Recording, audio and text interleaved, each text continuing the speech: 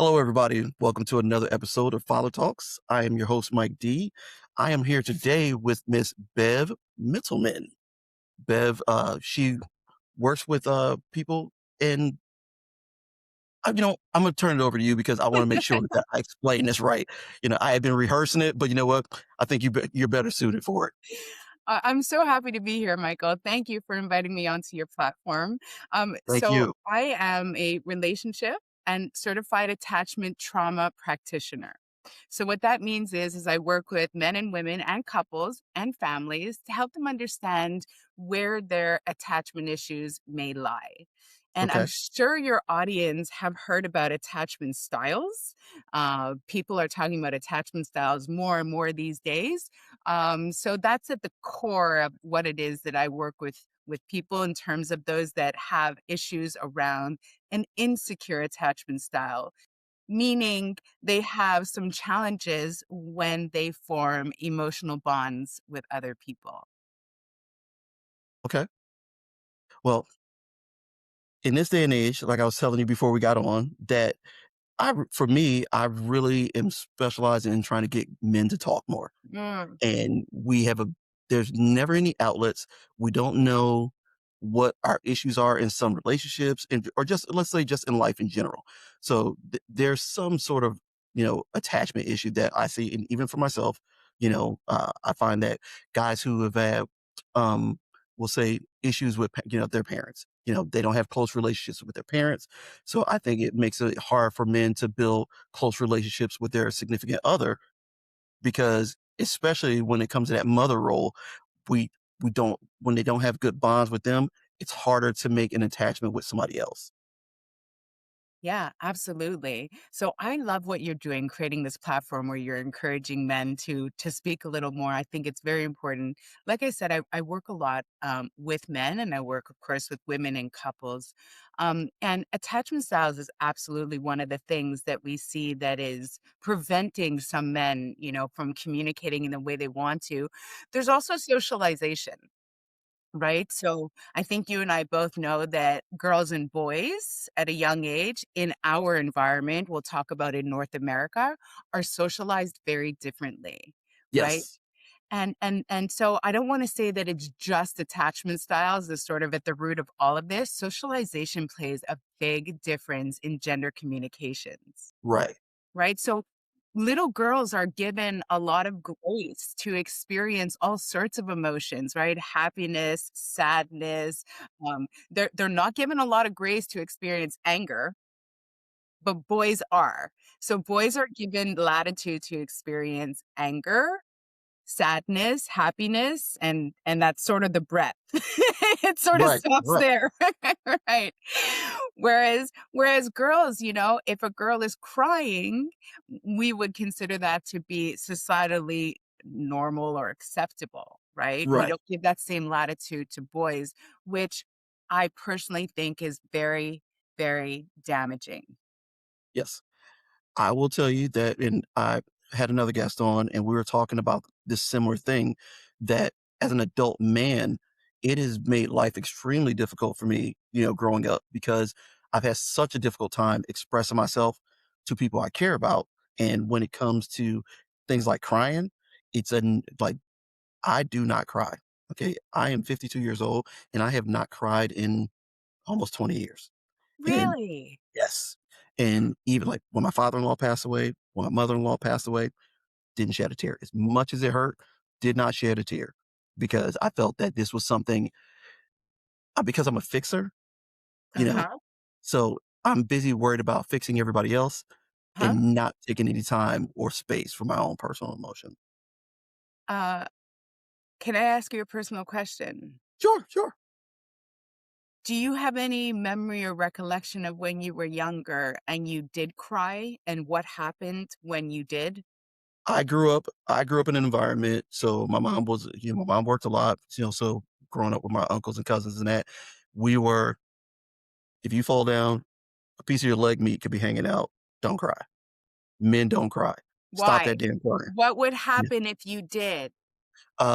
It was like a cousin of mine, it was like, I, take kid like he popped me in the head or something. Like, hey, knock that shit off. Men don't cry.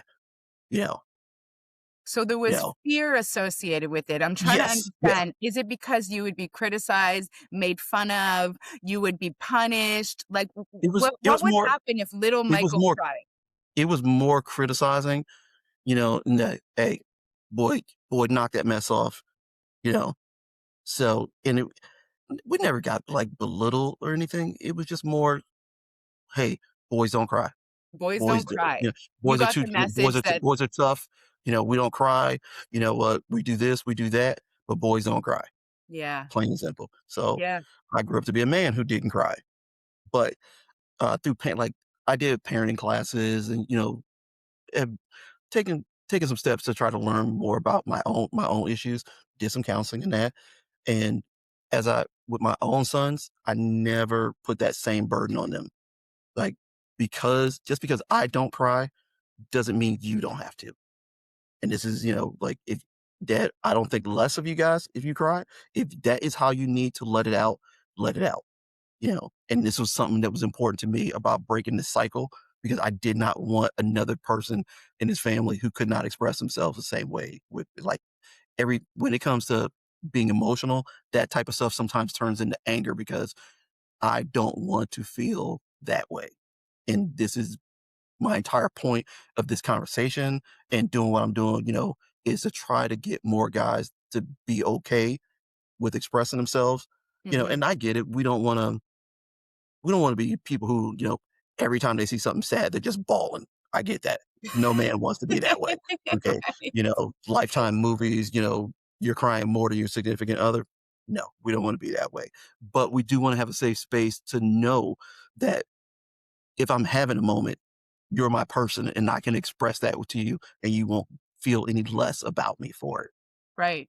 Or you won't criticize me the way I was criticized when I was younger. Yes. Yes. So that's the fear. That's the fear is what's driving the behavior here. And I'll ask a very interesting question. When you get angry, or when little Michael, young Michael got angry, how was that responded to? Were you told, "Boy, we That don't was get angry"? no, Mm, no.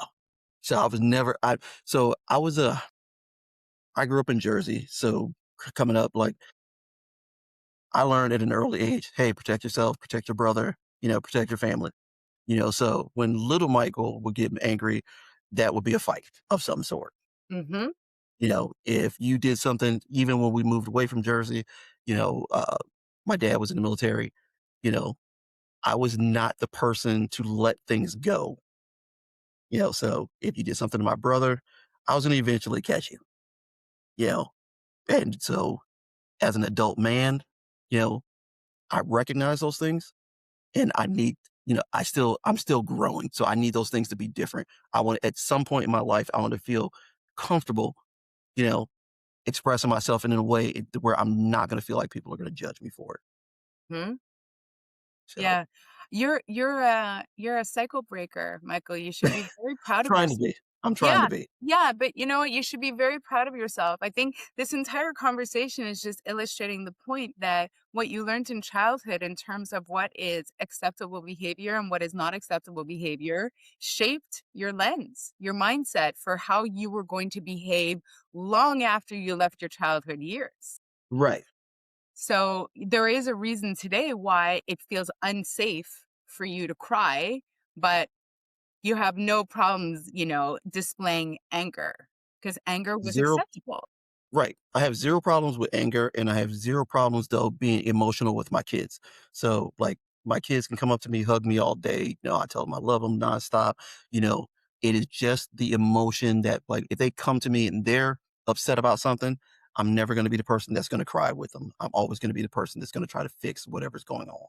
Yes, I So, understand. But you're not going to criticize them for crying, right? no, You'll give them no, a no, I hug never. and give them Yeah, space for their emotions. yeah, and that I think that with my girls, it's always been a natural thing, they cry freely. With the boys, because I didn't, they questioned whether or not they could, and we recognized that early on Yeah, and made sure that it was something that we fixed. that's so wonderful. I Yeah, applaud you. thank you. Many people don't come to these realizations. Right. Well, but that's the thing is that this conversation is so important because more people need to see that, having these conversations and men need to be okay with, hey, I'm not okay and I need to break this cycle for my kids. Or, what, hey, I've got young kids and I need to break this cycle of, whatever it is. It's a cycle that we need to break. Yes. So I leave a better path for my kids than what was laid out for me. I love that. And so, emotions, all of us, men and women, have the same, aptitude for the range of emotions. It's not that women are more emotional or men are less emotional. As humans, we all have the same aptitude for emotions. Society dictates this is acceptable, this isn't acceptable. And of course, that changes in where you grew up in the world and your family dynamics. Right. So, once you realize that, it's very freeing. Yeah.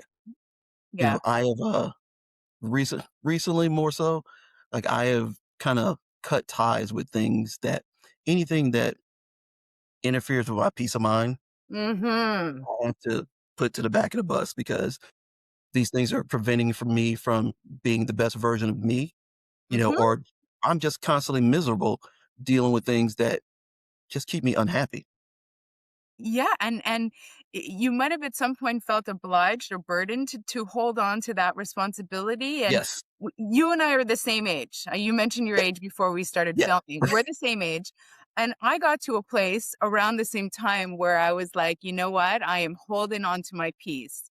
So if I have another 30, 40, 50, maybe years to live, my peace is the most important thing to me. And so my partner laughs Yes. at me because when I'm very strict with what I allow into my inner sphere. And so if someone comes at me and they're being disrespectful or they're causing drama or something that I don't want to deal with, I always say access denied.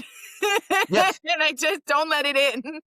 Right, but it's not a bad thing. No, It's not a it's not. bad thing setting limits, and it has taken me a very long time to learn to set limits, you know, on what I allow people in my life to do, what I allow people in my life to say, because it's always been about, what, hey, I've dealt with enough drama.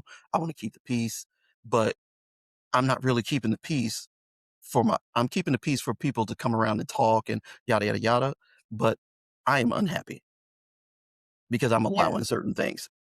Right. So, And so you're keeping everyone else's peace at your own yes, expense. yes. Which, by the way, is very, very symptomatic of a particular attachment style. I don't know if you Well, wanna that was jump into yes, attachments. actually, I was getting ready to ask you to explain to us what are attachment styles and Okay. how they, impact our relationships, romantic or otherwise.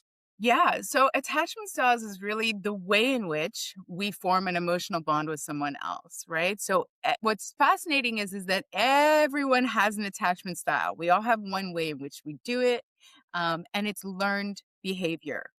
Right? Okay, So, just like you and I, we were talking about how we learned that some emotions were acceptable and some weren't.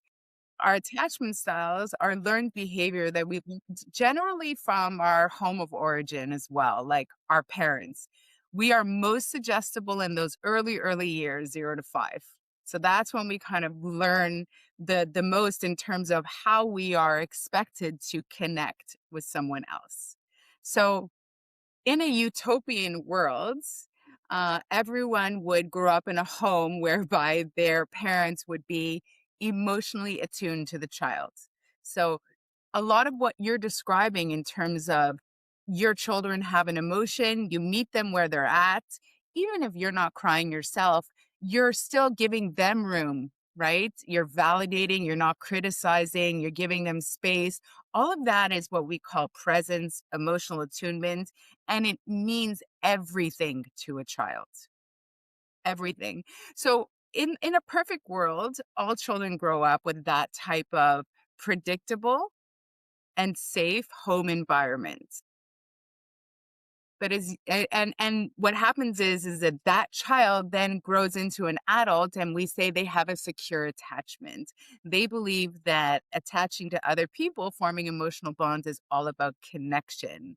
So they develop a really strong sense of self. So they're good. being independent, and they're also really good in coupleship, right? Because they understand basic things like how to communicate, how to have boundaries. What are my needs? What are your needs, right? Right. What are some of my coping mechanisms if I'm feeling frustrated?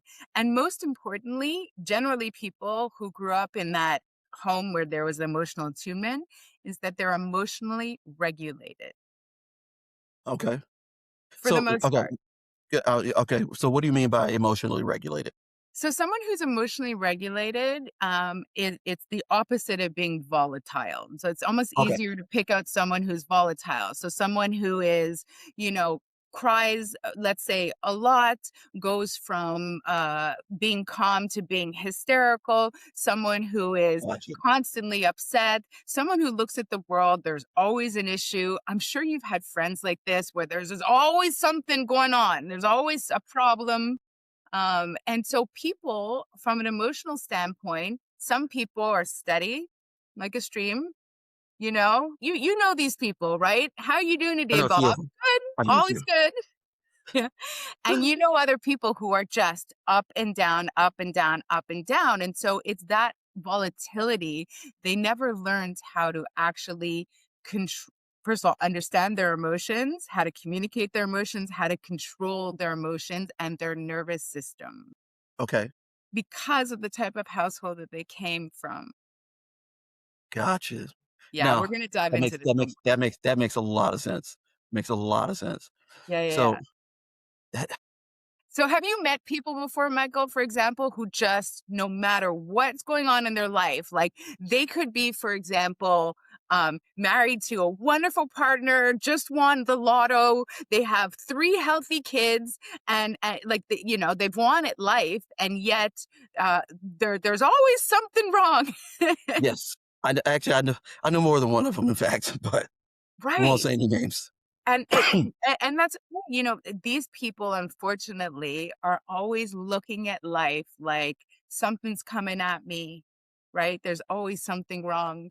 And so they don't have that capacity to regulate their emotions. Gotcha. Yeah. Okay. So now I was thinking about this when I was putting together the show today. So children, okay. How do our children play a role in developing attachment style? How do Okay. our children play a role? Yeah. Yes. I'm definitely I'm gonna tackle that. If it's okay, what I'm gonna do is I'm gonna go back and kinda just finish off a little bit of what I was saying before, Absolutely. and then Absolutely. okay, but hang on to that question, okay? Okay.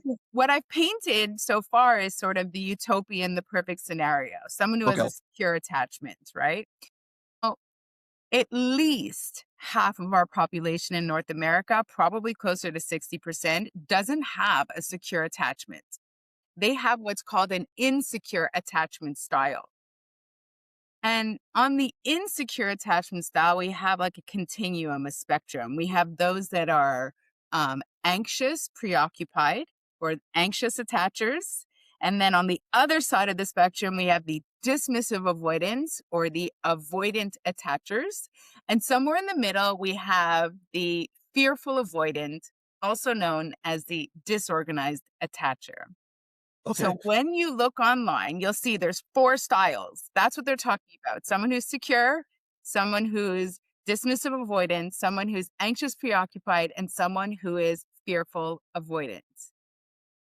And everyone in the world falls into one of these boxes, not always so cleanly. Often they Okay. fall a little bit here and a little bit there, but generally that's what we're looking at. Okay. Okay. I think So you're gonna find this super interesting, this stuff. yeah, listen, I'm hooked right now. So Okay. I'm learning a bunch of stuff that I did not know before. I've heard of some of this stuff, but I didn't, I don't know the depth behind it. Well, what's so interesting is that it impacts us so largely in terms of our emotions, our thought processes, our coping mechanisms, Right. mostly inside of our romantic relationships, but absolutely in our other relationships with friends, with colleagues, with family members, with neighbors. And also our relationship to ourselves. So everything that we learned in those earliest years form almost like a lens by which you then see the world. And so people who grew up with they didn't get that consistent emotional attunement, they look at the world as something that they need to survive. They don't feel safe in the world. Whereas the person with, that secure attachment, they feel that, the world is just a beautiful possibilities of connections. Right? Really different. Really different. So I know that one. I know someone, that person. yeah, Yeah, I think as we go through these styles, you're gonna go, "Oh, okay, I know." You're good. yeah, It's gonna be obvious. And I think also what most people end up doing is they end up seeing a lot of their own traits in the styles as well. And so I want to reiterate for you and your audience that this is learned behavior. This is not a personality disorder. This is not a mental illness. This is how you learn to survive in the world. Right? So if we start on one side of the continuum, the anxious preoccupied, this is an individual who came out of a home where they didn't experience consistent love. They had it was unpredictable. They had some love and sometimes they didn't. And so this could be a whole host of different scenarios. Let's say, for example, a mother was an alcoholic and one day she was very loving, and the next day she was really mean. Or one day she was very productive, and the next day she was passed out for half the day, right? That right. unpredictability, right? We see lots of scenarios whereby there's a father who is sometimes a part of the child's life and sometimes not. Maybe the father has many kids that he's trying to raise. Maybe the father's away for work. Maybe the father's emotionally absent. Right. Okay. What that creates in the child is they get a taste of love and they know it feels good, but it's never predictable and consistent. And so the child learns very early on to start chasing after that comfort and love from the people that mean the most to them, which is always the parent. The parents. Right. So they become parent pleasers. They try, and there's lots of different things that they can do. Sometimes they become perfectionists. Sometimes they become overly congenial. Sometimes, they become like mother's little helper. Um, Sometimes they will try to command attention in different ways. They'll have tantrums. So whatever it is, that child is desperately throwing out a bid for connection with the parents, Okay. and they're trying to connect, and the parent is either connecting with them or not. But the child learns that in this case, I cannot count on love and comfort to be predictable. I know. So let's extrapolate this, right? That's this little child. Let's say it's a little 4-year-old girl, Sally, right? And her father is sometimes there, sometimes not. Sometimes the father is kind, sometimes they're not. How do we think, knowing what we know about human behavior, how do we think Sally is going to operate in the world when she grows up into young adulthood and she starts dating? Let's say Sally's interested in dating men. How do you think she's going to operate? She's always gonna be I'm thinking that she's always gonna be looking for the regular, like, input from that person, but never prepared for when she gets it. Like, she won't know how to act. "Okay, I'm getting it now, but is that gonna happen again tomorrow or later on?" Right. Yes. Yes, you're right on the money. So she's going to likely chase, and not just Sally, we all do this as humans. We recreate dynamics that we know to be familiar. Our subconscious mind does this. So even if Sally knows that she really should date a man who's stable and this and has these traits, she's still going to be physically attracted to a man who represents the dynamic she once had with her father. Okay. Which in this case, Sally will likely end up chasing after an emotionally unavailable man.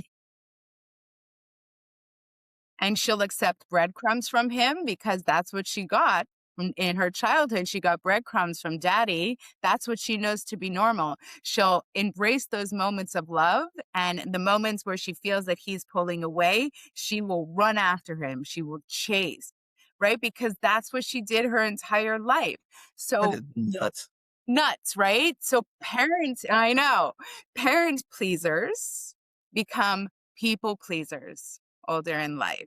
They're the ones, and you probably have friends like this too, who will bend themselves into a pretzel to be so congenial because for them, their core wound that they walk around with is abandonment. They felt abandoned by their parents. So their biggest threat is you will leave me. So I am going to be the best friend you've ever had.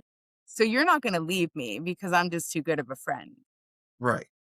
That's that is crazy because having this broken down, like, I am starting to see this stuff pop up in so many people I know in different types of relationships. So listening to it, I'm like, that is cuckoo for Cocoa Puffs right now. Yeah. And, listen, I found this work years ago, but when I first read it, Right. I was like, oh my gosh, this makes so much sense. Yeah, like, Yeah. I mean, so okay, so let's say so for men who are not emotionally attached to we'll say either one of their parents, you know. So you don't have a close relationship with your father, you're missing an emotional attachment to your mom.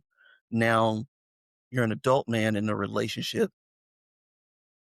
What happens then? Because are you ever can you ever be satisfied with the person that you're with if you're always well, one, you're always searching for love, that female attention. Can you be satisfied with one person? Well, with the person you're with, rather.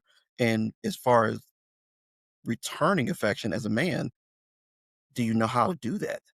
Mm, that's an easier question to answer. So, first of all, can you be satisfied with one person? It depends on if they're meeting the need that's important to you. And that need is different for each person, Right. right? Okay. Okay. So, and can they change? Yes, if they want to, Right. right? So I always say that changing your attachment style is akin to, for example, I want to put on, let's say, 4 or 5 pounds of muscle in the gym, Yeah. right? That's my goal, let's say, for 2026. Well, I'm going to have to create a plan. I'm going to have to stick to it. I'm going to have to do it regularly. It's not something I'm going to go to the gym once in February and it's going to happen, right? It's like like We'd all any be doing it then. right. I mean, if anyone, if it was that easy, but changing your attachment style absolutely can be done if you have a commitment. Like anything else in the body, you can rewire your brain. Right. You can absolutely change these things. But I'm gonna step back because you have so many good questions. I want to give the full picture. Listen, I am loving this. Listen, just breaking this down right now, just there are so many things, like even people that I deal with on a regular basis that, I talk to, friends and that, you know, I know some of their personal life, some things in their personal life and whatnot. And hearing, having this conversation, you know, like, okay, for instance, so what would you say to the woman who cannot she cannot find a healthy relationship Hmm. because she says she wants a good man, Yeah. but gets into a relationship with a good man and ends up breaking up with him because he's boring. He's boring. Yeah. So this is something we see very, very often. So when someone grows up in a home where they don't have that consistent emotional attunement and they develop an insecure attachment style, they will, until they change the pattern, continue to chase chaos. Right. Chaos, right? In this case, we were talking about the little girl, Sally, that grew up and had an emotionally unavailable father. Well, She then right. grows up into a grown woman and she's going to naturally be attracted to emotionally unavailable men who are going to give her slivers of attention and who are not really going to give her what she actually needs for a few reasons. One, Sally wouldn't have as an anxious preoccupied, she would have a very poor idea of what she actually needs because her entire childhood was spent actually focusing outwards. How do I please everyone else around me so they'll like me and they won't leave me? So she's got a very, at this point, weak sense of self, weak sense of boundaries. So she's really ripe for someone to come around, a narcissist, for example, to come around and take advantage of her. She's very ripe for things like addictions because she's likely to feel her emotions in a very big way. She's likely to be emotionally dysregulated, volatile, and most importantly, she has, as an anxious preoccupied, not developed the skill to self soothe. So when she's upset, she doesn't know how to calm herself. She is absolutely reliant, codependent at times on external sources. She's the person that has tons of friends, Right. always has to have people around her,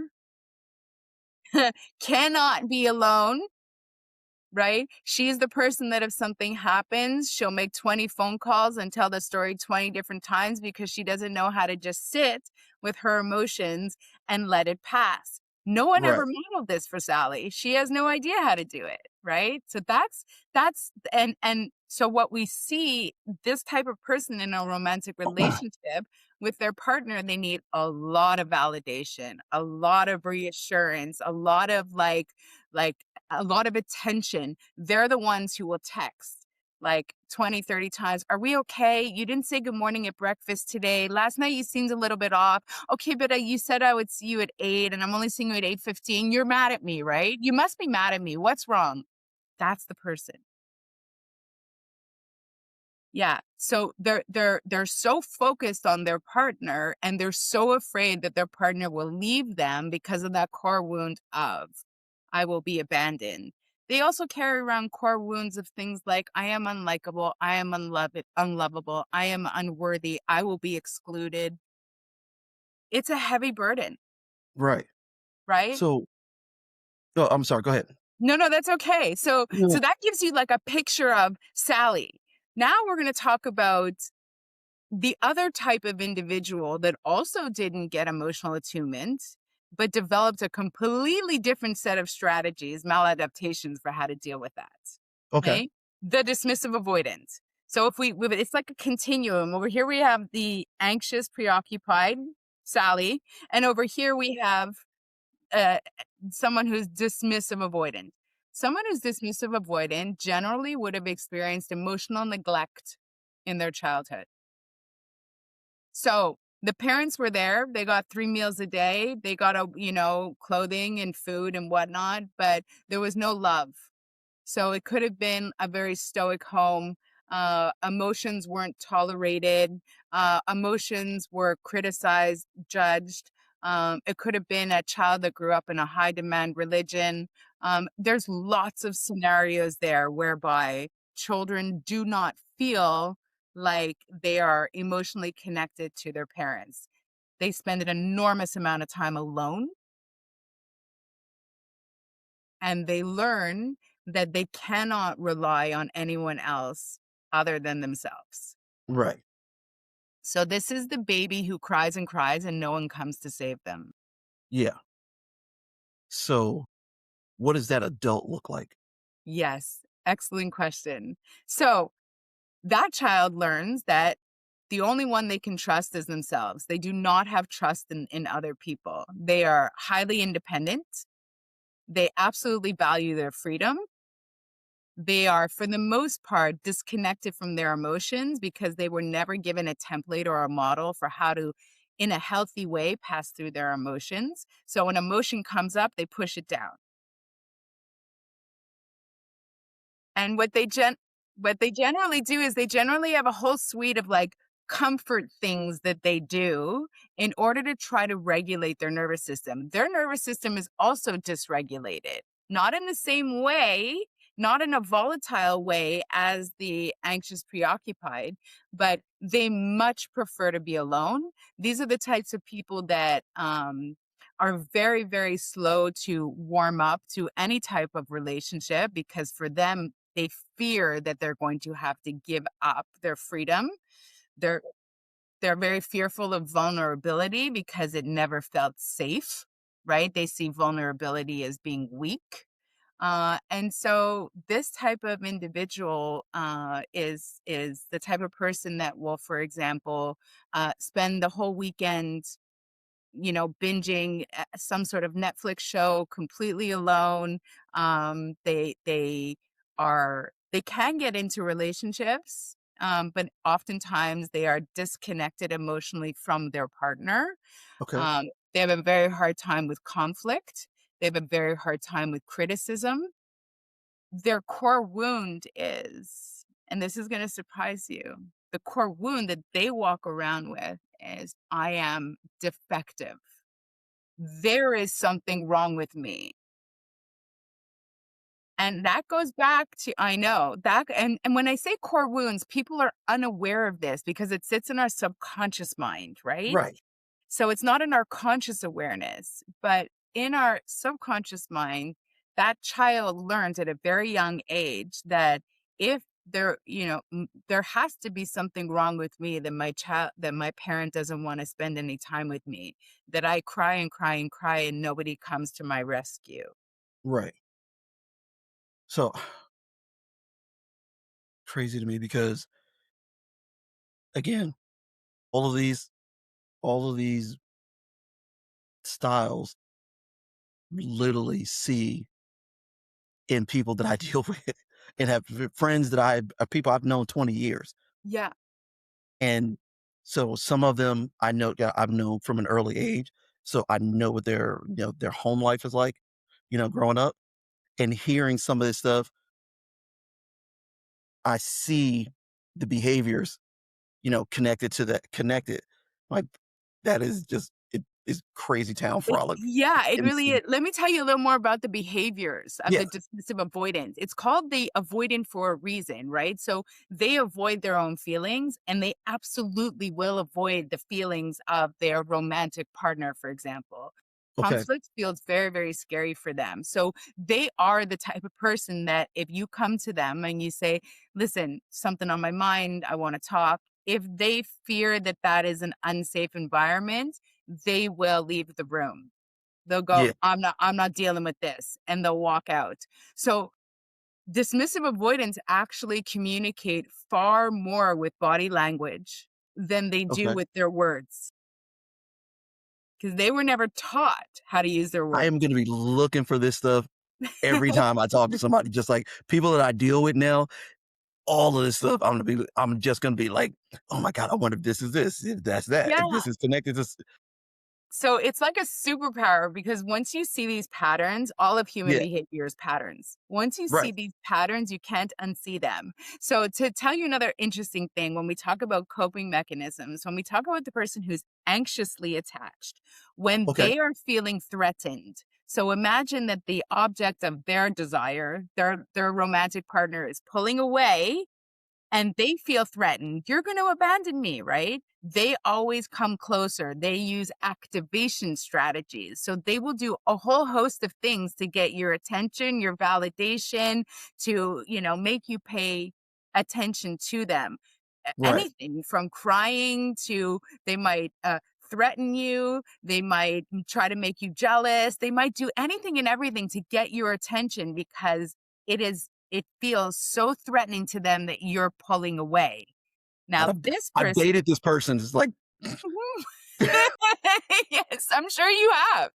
Yeah, I'm sure you have, and they're the type of person that's like, "We need to talk about it now. I can't go yeah, to sleep until we talk about it." And most people are like, "Why don't we sleep on it for a day and just, let it simmer so that we don't say things that we don't mean to say?"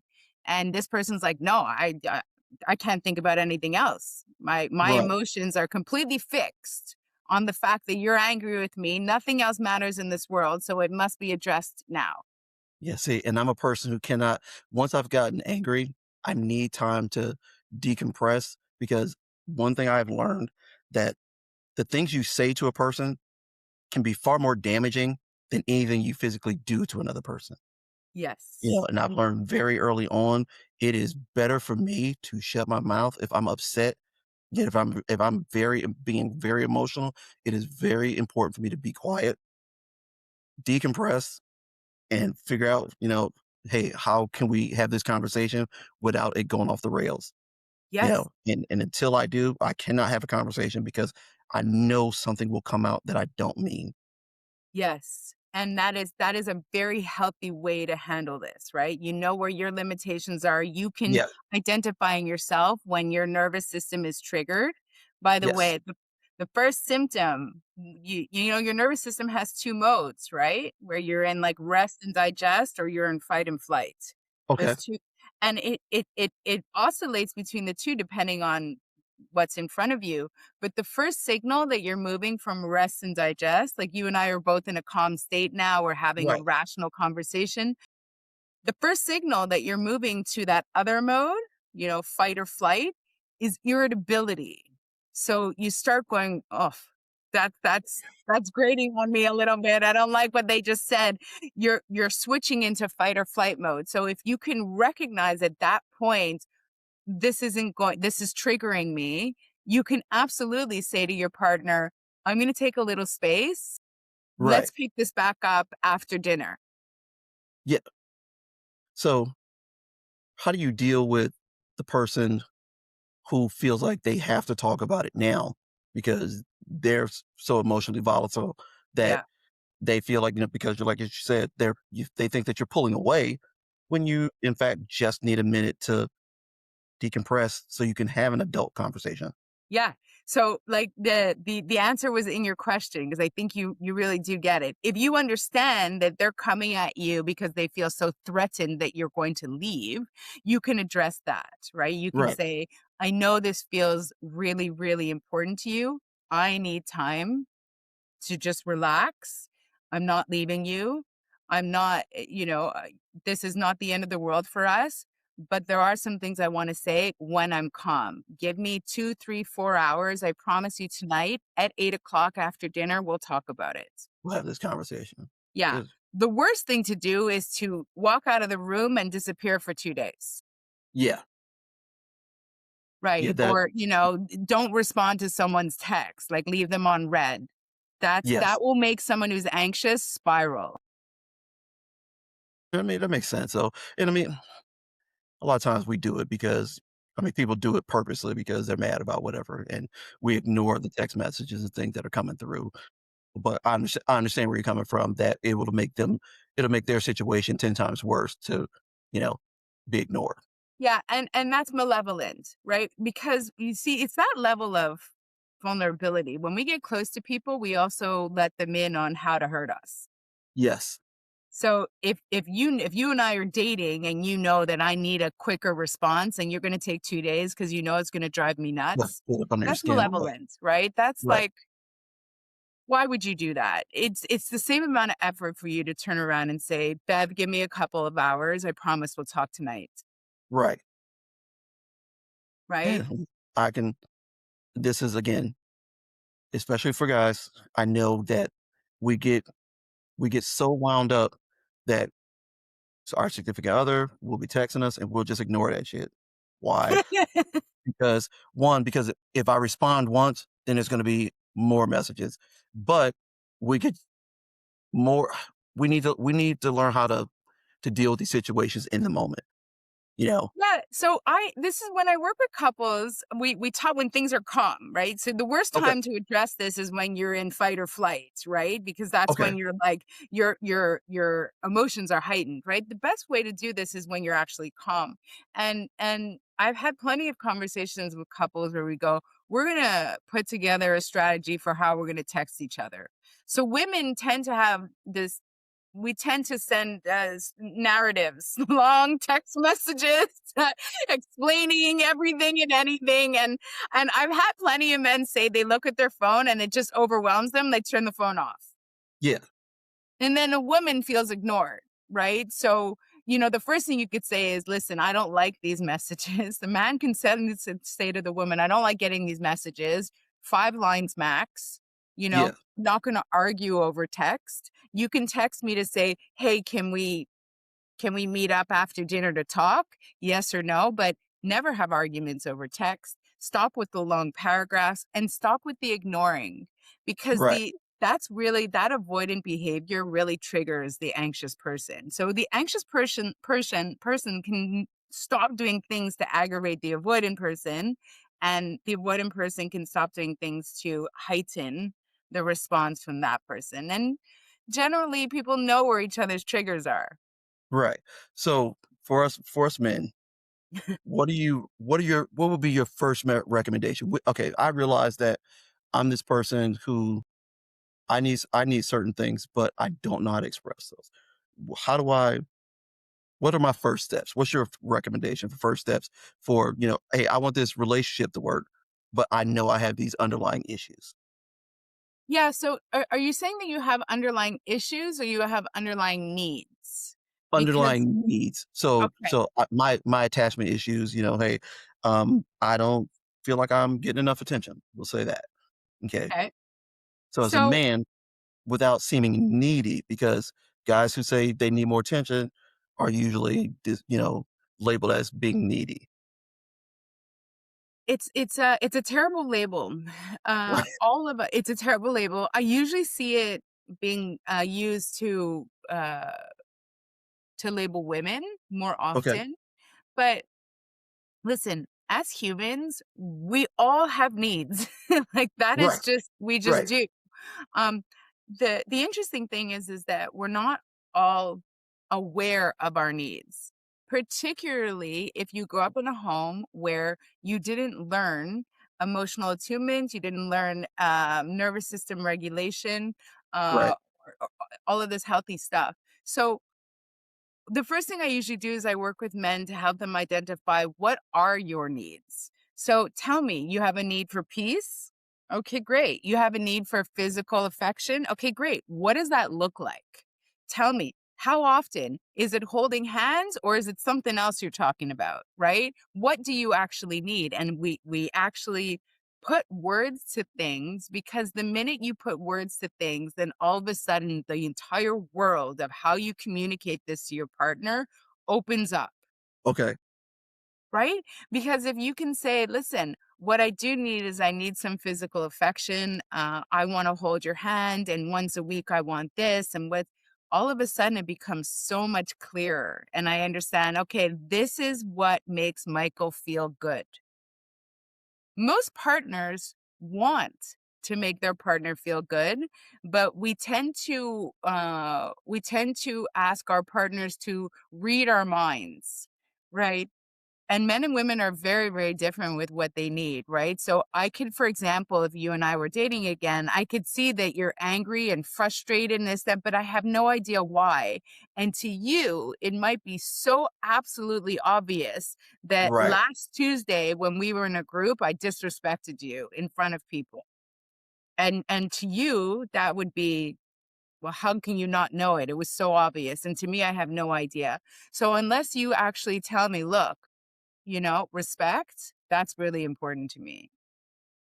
These are the words that we look to give people the language so that they Right. can tell their partners, this is what I need. So essentially, we've got to do a better job. I'm a work in progress. Even you know, at my age, I'm still a work in progress because I understand that, like you said, we expect people to read our minds. I'm definitely guilty of that, a few times, more than a few times. But I All of us. genuinely yes, and I want my significant other to know that, hey, this is where I am, and I will say, well, I think it makes our situation worse at times because I haven't articulated how I'm feeling, and I expect it to already be known. So now a simple argument has turned into a bigger argument just because nobody can read my mind. Right. And then of course when we're talking about long-term relationships, right, these things get compounded, right? So Yes. it's like you're already upset about something that happened 2 years ago and then it's still repeating thematically. And so what it comes down to understanding your own needs. So Right. when I work with couples, that's one of the first things that we do is we actually do an exercise around understanding your needs, Okay. right? How much autonomy do you actually need? How much alone time do you need so that you feel at your best? How much time do you think that, or how important is it for you to be surrounded by friends and family, or your hobbies, or your spirituality, or how important is growth to you? Right, How important is sex to you? All of these things, right? And then when you understand it yourself and you go, okay, if I were to prioritize like the top 5 things, and then you share this list, I've had so many couples that turn around and go, I've been married to you for 25 years and I had no idea spirituality was that important to you. And the man will go, yeah, well, and then the wife will say, well, you never go to church. You never well, we have kids. When do I have time to take to go to church? They're always going to gymnastics. They're always going to and right, right. But he's actually never said, I would really love if I can carve out Sunday mornings to go to church because spirituality is important to me. right. And again, this is a breakdown in communication because 20 years and I didn't know that. Right. And so we always talk about a breakdown in communication, but you can only communicate your needs once you actually understand your needs. I would say that for the most part, many of us as adults never took the time to understand our own personality needs. What do we need to feel whole and satiated and feel at our best self, right? See, Like, there's and needs this around safety and growth and security and, love and connection and social contribution. These are all those needs that even Tony Robbins talks about. yeah, We don't we don't often take the time to outline, "Okay, this is what's most important to me." And so if it's not clear in my own head, how can I possibly communicate that to a partner? right. And see, and I think this is another step where, and again, I can't speak for women, but where men need to get in touch with themselves. And this is, for me, like I said, this has been a process. I've been to parenting classes, I've been to group therapy, and even from my time in the military, you know, I deployed with like 9 guy married guys.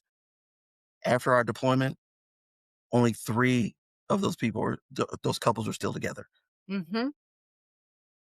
Portion of that is, not having an outlet, us not being able to talk to our significant other, us dealing with issues and keeping it all in.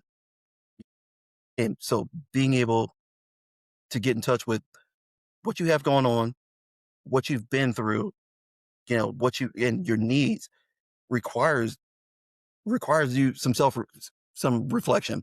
Yes. You need to really sit down and reflect on what's happening to you. And if not for the things that I had been through, taking classes and all this other stuff, I would still I probably still I would be divorced. I would be in a, you know, situation where not ideal. So I say that to say that more men need this.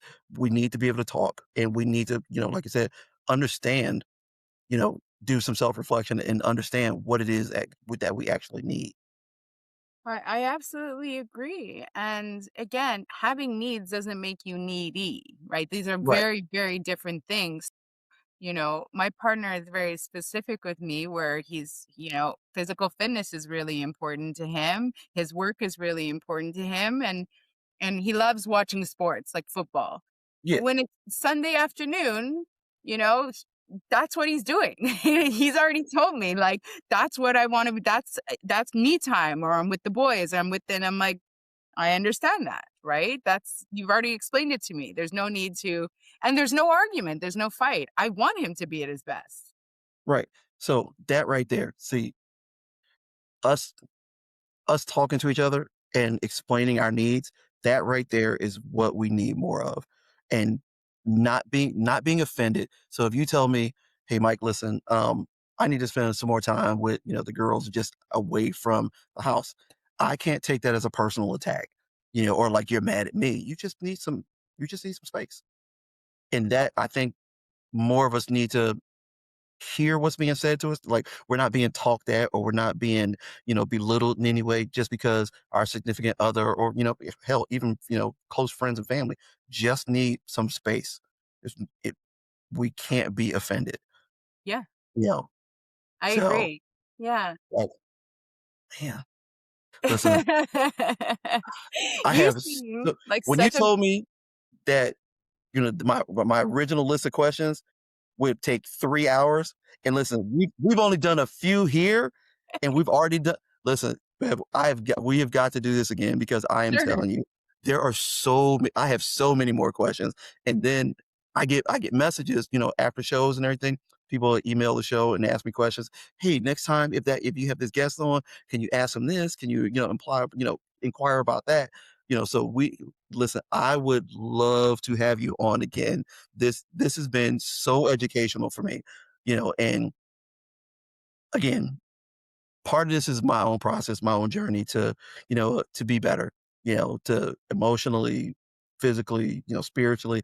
It's all my own journey that again, I have made my peace a priority, and I can tell you this has honestly only really, really happened in the last couple of weeks. The last few weeks, I've really Enjoy made it. my personal peace a priority.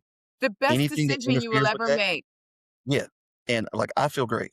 I feel great over the last couple weeks that, like, this tremendous weight has been lifted off me because I'm not dealing with BS that Yeah. affects peace of mind. So go ahead and feel free to use my little thing. I again, it's like a throwback from like 1980s when computers just came out, and you and I Right. again are the same age. But do you remember Yeah. you'd try to log in and it would go access denied, access Yes. denied. Yeah. That I someone comes at me with bullshit that I think is just going to, is not going to help me or serve me in any way. Access denied. Yeah, and you know what? I can't feel bad about it, and that's something I used to always do. Like, when I would cut people off, I would feel so bad that I was doing this, you know, that I would let them back in, and a few months later, we'd be having the same conversation. Right. So Yeah. we need more of this. We need more of these conversations. Um, how do people get a hold of you? So, my website is securelyloved.com. If people are PurelyLove.com. interested in finding out more about attachment style or their own attachment style, there's a little quiz right on the homepage at Okay. securelyloved.com. And you take the little quiz and it'll tell you where you fall in one of those 4 boxes that we talked about. Um, I'm also on Instagram at securely_loved.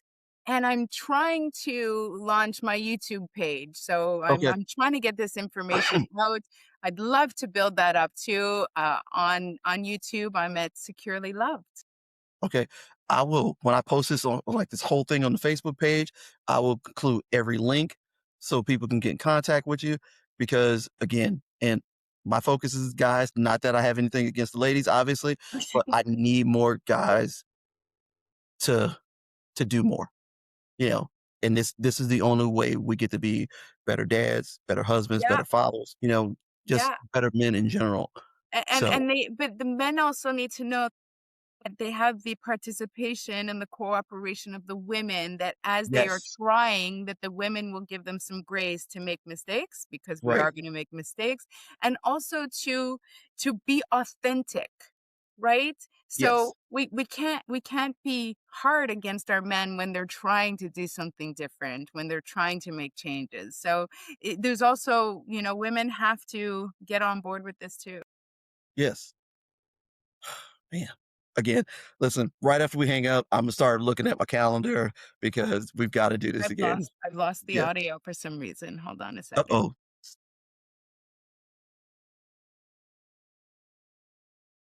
I Are think you I've still lost there? the audio. Okay, I'm gonna cut it right there. It's okay. Ladies and gentlemen, Miss Bev Mittelman, thank you for coming on the show. Have you back again soon.